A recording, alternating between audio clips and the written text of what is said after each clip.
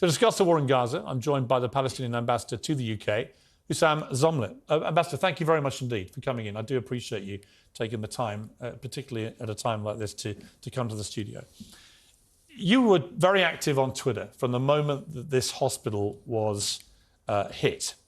You said it's a massacre. Hundreds are killed in an Israeli strike on the hospital. Hundreds of medical staff taking refuge. How long will it take to stop these atrocious war crimes? You then said waiting for UK government condemnation of this atrocious act of mass murder after being directly hit by an Israeli airstrike.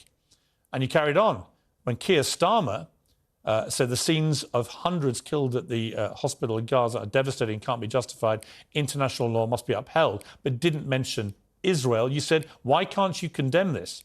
Why is it so hard for someone with a background in human rights law? Is it because the victims are Palestinian? So you were in no doubt last night. This was an Israeli airstrike. And yet I watched the BBC News this evening. They did an extensive investigation of everything that's available at the moment by their Verify unit, specifically designed to cut through any partisan rhetoric and get to reality. And based on circumstantial evidence, as they said, but the clear conclusion of that investigation is it's far more probable that this was actually fired from within Gaza. It was a misfire and it landed in the car park next to the hospital. And they cite, for example, the crater is tiny by comparison to the kind of crater you would see from a conventional Israel missile, and so on. What is your response to that? Have you changed your absolute conviction that this is an Israeli airstrike? Before I answer your question, Piers, today is the first day of our national mourning for the killing of hundreds of innocent people. And in memory of those hundreds of doctors, nurses, medical staff, patients, cancer patients, patients with kidney failures, children, innocent people who took refuge in a Baptist-sponsored hospital, the Anglican. In memory of all of those who were killed last night, allow me to have a moment of silence.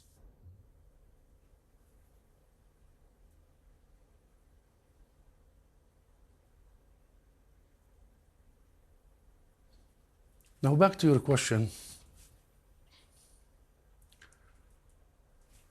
This very same hospital, the Baptist Ahli Hospital of Gaza, was bombarded only 2 days before last night by the Israeli airstrike. And they recognized that. This very same hospital was designated by Israel as a place to be evacuated. This very same hospital, the director of it was called by the Israeli occupation authorities asking him to evacuate all patients en masse. But that's not my question. No. I'm answering your question and allow me to answer. My question is, are you still as sure as you were last night? I'm answering your question. I believe the Archbishop of Jerusalem, when he condemns the Israeli airstrike, I don't believe the Israeli mouthpieces and spokespeople. They lie more than they breathe. And their record is very clear. Number three. You think groups in Gaza have such, precision and firepower? Really? Seriously? Well, I don't think it was precise. Seriously? That's the point. If you look at the it was. If you look at the it was. Ambassador, with respect, if you look at the BBC, you look at the BBC investigation. It was. They include footage which seems to show a rocket misfiring. Let's have a look. Let's have a look. There's no sound. You see it go up, and then you see a ball of fire, and it looks like, and this was the BBC's conclusion, based again on circumstantial evidence, that this was fired from within Gaza. It misfired. It then landed in the car park next to the hospital. Yes. Now, all I ask you is this, Ambassador. Yes. I am an ambassador. I'm an official. And I tell you with certainty, this was an Israeli airstrike. Where's your evidence? I have the evidence, and you will see the evidence. But where is it? I'll tell you what's my evidence. My evidence is that we are calling for the Red Cross to come and investigate this, and for the ICC. And until now, the Red Cross has the responsibility at such war crimes. Who's blocking the Red Cross? Anyway, we have very strong civil society, human rights organizations on the ground. We are communicating with them. Tomorrow you will hear from everybody. And you believe you will produce evidence that it was Israeli? Yes, we will.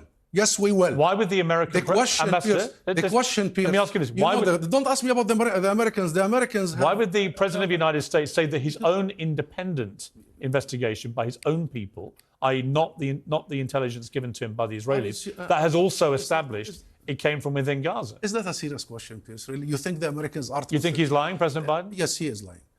He is lying.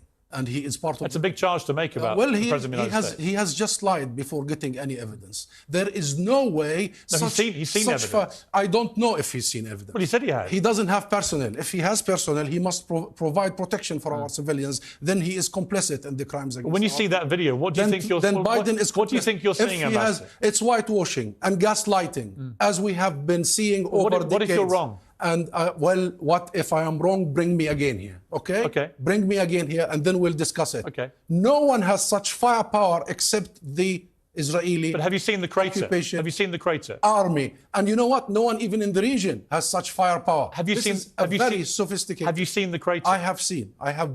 Does that crater not tell you it was not an Israeli airstrike? See, this is the trick. I'll tell you what happened. Israel did it. Israel thought the world was giving it the green light, that it was okay to do so. But when we did it, they did not expect the outcry, and then they did it again as they do all the time. Why is the crater so small? As they do all the time, they simply go out and deny it, blur the lines, 2 stories, we don't know. And I will remind you, few weeks from now or few months, Israel will come out and admit it. But it will be too late. They will not get the confirmation. I don't think they will. They will admit it, as they did in the past. In the past, they have denied many things. Have you seen, out of interest, have you seen the BBC Verify investigation? Did you watch that tonight? You know, the BBC is to be blamed for part of this. Why? Because the BBC just ran one day before that Hamas digs tunnels underneath hospitals. Primarily speaking, instigating the Israeli IDF, another indication that they did it, that they should go after hospitals, which is a war crime, as you know, very well defined. Now, what is the issue here? What is the main issue here? Is that all these lies that have been happening over the years are not challenged by you, Pierce. You and all the mainstream. Well, that's completely untrue. No, it isn't true. All that says to me is you've never seen me on air. I have seen you. Well, I have seen your interview. You saw me for years as CNN. I have seen your interview. You've seen me interview Netanyahu twice. I have seen your interview just a few days ago with the Israeli ambassador. She did say here on this seat, that they provided the whole south of Gaza as a safe zone, and they are building shelters to Palestinian civilians. She told you that. And I said Did you challenge her? I said that. Did you challenge her? I challenged her like this. No, you did not challenge her. You did not challenge her. Let me tell you, my sister. No. I'll tell you, my sister. She denied there was a humanitarian crisis. She did. I said there was. No, you didn't. Yes, I did. No, you didn't. Yes, I did. You started that conversation with her with showing an outpouring emotions, good for you, yes, about the mothers. Why didn't you start with me about the thousands of mothers, grandmothers? I literally read that. With me. Well, Ambassador. This is the asymmetry. This is the asymmetry. Ambassador. That she lied. There's no asymmetry. She lied with you. Let me be clear. And she said that the south of Gaza is safe. You know how many people were killed in the south of Gaza only in the last 48 hours? You know that my sister now, she lives in the south of Gaza. I know. And you're following my Twitter. Look at my nephew, Ammar. I saw it. You saw Ammar. Yes. You saw what happened to Ammar. Yes. They live in the south. So an Israeli official sits here and tells the world that the south of Gaza is safe and people should go there en masse, therefore ethnically cleansing these people to the south to actually slaughter them. And then you, Pierce, do not look her in the eye and tell her, stop lying. I was on the BBC Sunday morning just a couple of days ago with the foreign secretary and others. Before me was another Israeli mouthpiece, spokesperson, Mark Regev. He said, we did not and will not target any hospitals. They lie all the time. Yes, but just to be clear, on the hospital, there is a clear circumstantial set of evidence, which has been established now by the BBC, by the independent Verify unit. They don't have any skin in this. You think that was the first time Israel targets a hospital, Pierce? Really? No, I'm not saying that. I'm just talking about last night's atrocity, which is what it is, because hundreds of people have died. There remains a massive question mark over whether Israel had anything to do with it. What about the other 2,800? Well, let me come to this. All right. What about the other 2,800? Let's come to this. So I want to take you back to October the 7th, because you were very quick last night when you believed it was an Israeli airstrike that had committed this horror, which had killed several hundred people. We're not entirely sure of the exact death toll yet. but certainly hundreds of people appear to have died. You were very quick to demand that everyone from Keir Starmer to others publicly condemn what had happened. Of course. So let me take you back. Of course. Well, hang on. Let me take you back to October the 7th. Don't play this. No, I'm not playing anything. No, don't play this. Don't play if this. you are in the... No, Ambassador, Ambassador, let me finish my question. Okay. I know where you're going. Well, but I want to explain. I don't think it takes a genius to work out where I'm going. I wanted them to but let me ask a question first. Okay. Then you can respond, please. Okay. Okay? My question is this.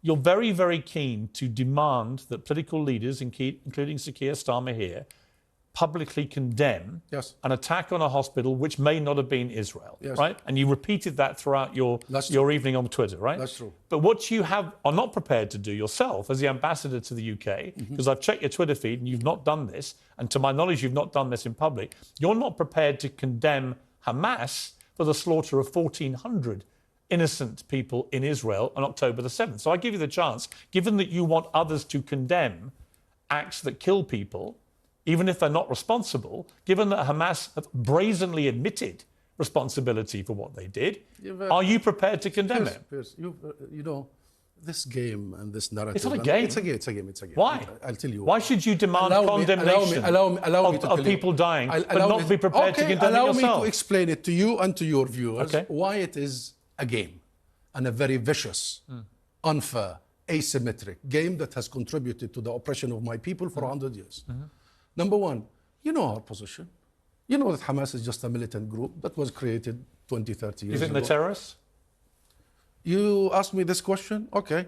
What is the definition of terrorism? Well, no, I'll just ask you, what is the definition of terrorism? The UK government, I'll give you the UK government I'll give you the definition. has them as a prescribed terror group. I'll give you the international United Nations definition of terrorism. It is the unlawful use of violence against civilians to terrorize them for the sake of a political agenda. Agreed?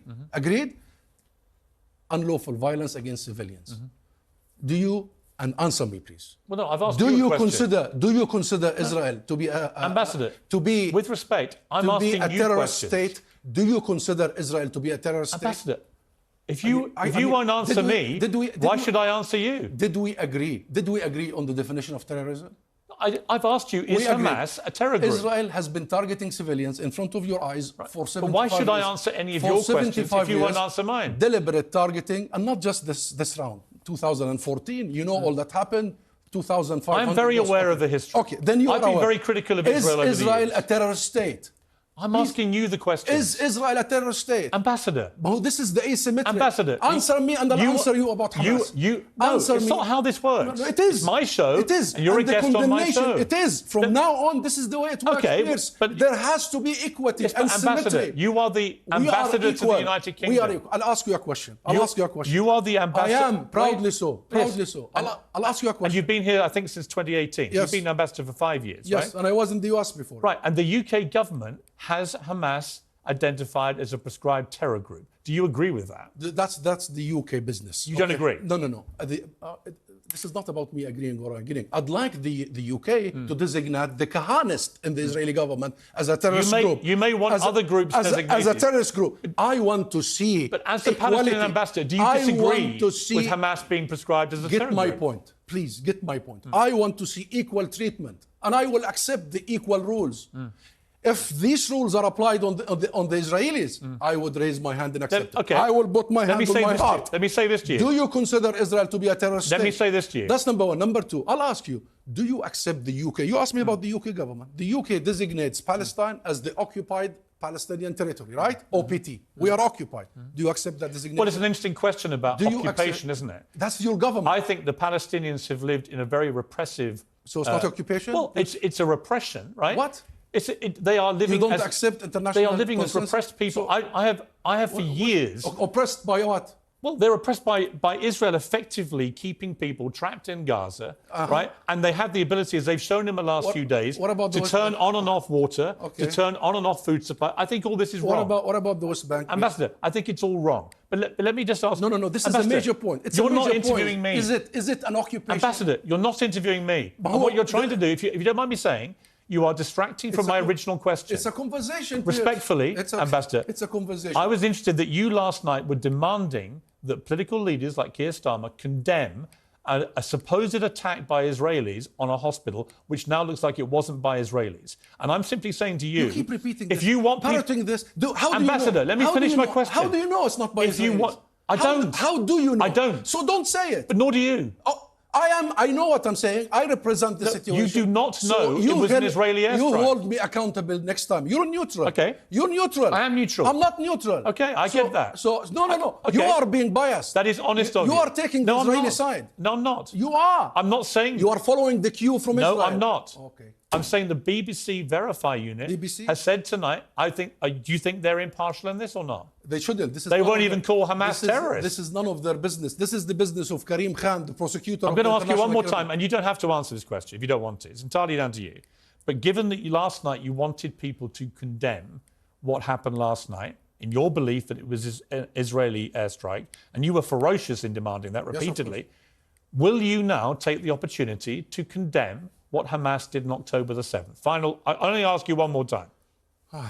22 Arab states convened at the beginning of this, including my state, my government, and they condemned. Do you personally condemn it? They condemned the killing of civilians from all sides. Right. You know what? Not all sides. No, from all sides. Do you condemn what From all happened on sides. October the 7th? Yes. Why are you so reluctant to condemn it? You asked. You were the one last night demanding people condemn things. I'll tell you why. I would be the first to condemn. If I ever saw you asking an Israeli official to condemn, did you ask the ambassador to condemn all the atrocities? I will be asking. I'll tell you. I will be asking the representative of the ambassador. No. You tonight had the ambassador before me. You did not ask her to condemn anything. Then you didn't watch the interview. I did. Yeah. I did. Okay. Let me ask you one more time. I did. Because I'm not sure if you heard my question. I will not answer this question unless you allow me to explain. No, that's fine. You don't have to answer it. No, I'll tell you. But if you're not going to answer it, don't demand that other people condemn things. No. And certainly don't ask me to condemn things. If you won't condemn 1,400 people being slaughtered... Our position. How can you not condemn what they did? Our position is very clear. I represent the Palestinian leadership and people. I represent the PLO. That's the sole legitimate representation of the Palestinian people. President Mahmoud Abbas, the government. I know. Hamas is not part of the government. I know. Okay, that's number one. Number two, that legitimate representation I represent have committed for 30 years for first non-violence and negotiations. I belong to that camp. You're asking the wrong person.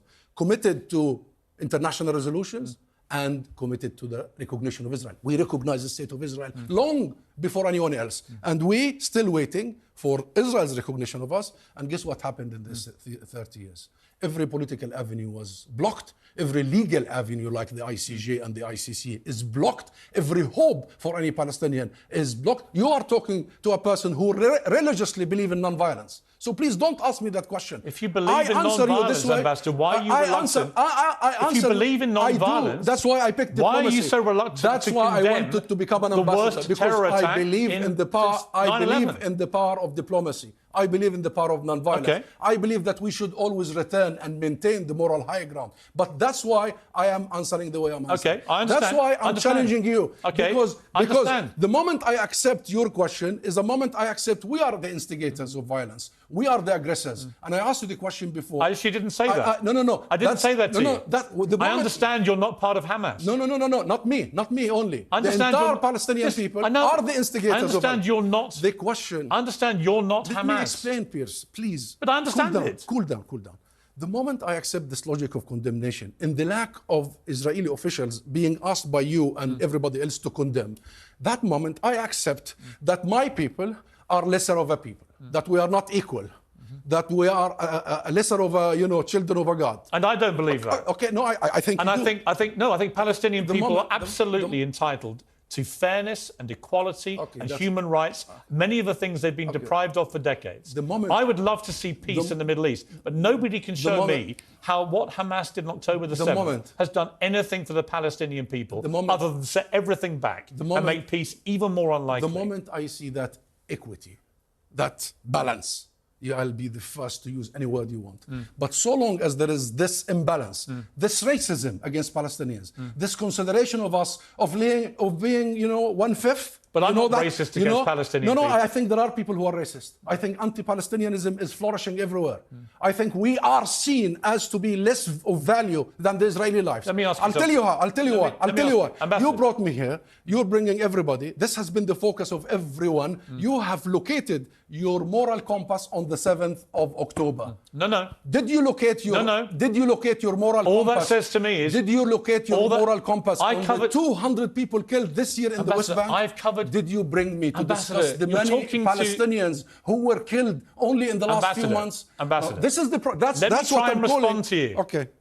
I've been a journalist for 30 years. I've run major national newspapers. I had a daily show at CNN for 4 years. If you actually go back and look at what I did, including, for example, a 2-year campaign against the Iraq War, which I thought was an illegal invasion of a Middle Eastern country. So please do not pigeonhole me as somebody that has no compassion for Palestinian people. But don't generalise. You oppose the war. I've been getting Palestinians on all week. I've been giving Palestinians platforms, including you, all week, right? But when Israelis were harmed, you see, this is what I'm telling you. Why didn't you bring Palestinians when hundreds, thousands of Palestinians are killed by settler militias? Ambassador, here's my answer. Yeah. I can guarantee you, absolutely guarantee you, that if the Israelis ever carried out a terror attack of the nature we saw on October the 7th... They are doing. What, they Since killed... 1948. They pulled Holocaust survivors out of their homes and kept them hostage. They shot babies in their cribs. Watch the terminology. They burned families alive. Terminology. Deliberately going in to get civilians. You see, your responsibility is to really use the right terminology here.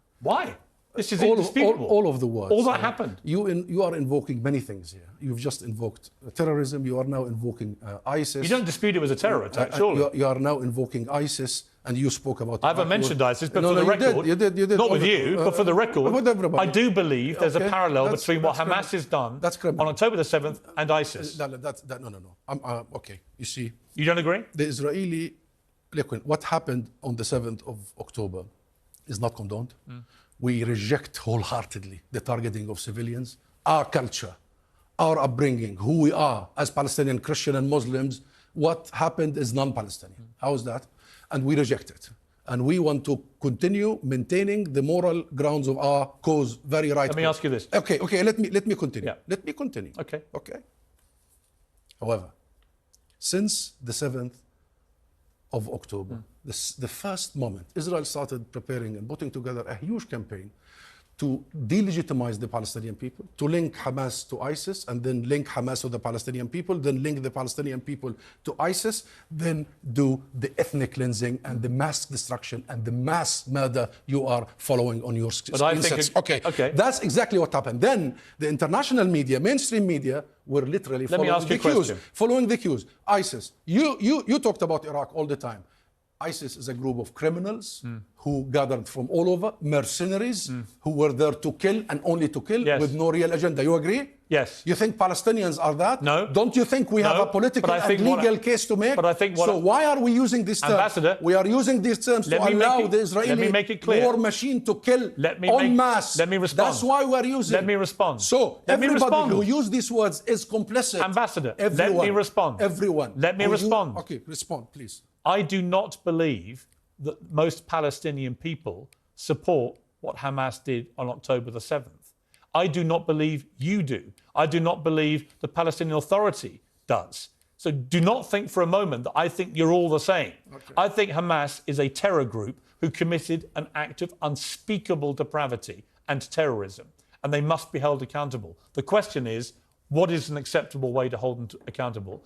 I do not believe a full ground invasion will do anything but make this 10 times worse, for the record. But let me ask you this. There are 200 hostages, I think 199 hostages being kept by Hamas. Should they be released? Yes. They include children, they include Holocaust survivors. What is your view? All hostages should be released. First of all, they should be kept safe and protected, and they should be released, but hostages from all sides. How do we get to peace here, Ambassador? Final question. We have 5,000 hostages in Israeli jail, including children and women. Let me ask. We have many of them. You made your point. Who are rounded there without charge or trial. Let me ask you, everybody has to be released. I've got to wrap this. The final question. How do we get to peace from here? It seems to me, after 30 years of covering this conflict, we've never been further away from peace between Israel and Palestine. How do we get to peace here? By listening from your heart and your brain that this is a people's struggle for 106 years. 106 years because it all started here. The Balfour Declaration by the British Empire, where they promised our land without consulting us, and they turned us in that 67 words into non-Jewish minorities. We were 98% of the population. We had lived there for millennia. We were the cradle of civilization. We produced every prophet.